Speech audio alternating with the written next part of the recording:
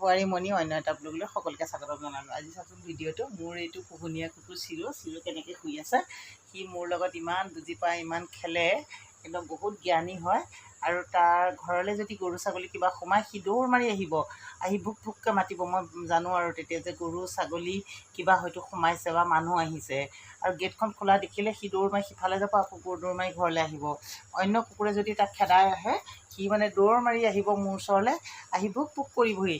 মই ভাবোঁ যে কিবা এটা হৈছে, দেখোঁগৈ অন্য কুকুৰ আছে। সি ইমান বুজি পায়। আৰু মই যেতিয়া ডিউটিৰ পৰা আহোঁ, ডিউটিৰ পৰা অহাৰ লগে লগে সি য'তেই থাকক, মোৰ মটৰচাইকেলৰ মাত শুনিলে সি বহুত দূৰণলৈকে আগুৱাই ৰখি থাকেগৈ। মোৰ মটৰচাইকেলৰ মাত শুনাৰ লগে লগে সি দৌৰ মাৰি আহে। এইটো আহ আহ আহ আহ ইমান ধুনীয়াকৈ খেলি থাকে মোৰ লগত। সি অন্য কুকুৰৰ নিচিনা নহয়। আহ আহ আহ আহ আহ কেনেকৈ খেলিছে চাচোন, কেনেকৈ খেলিছে এয়া। আহ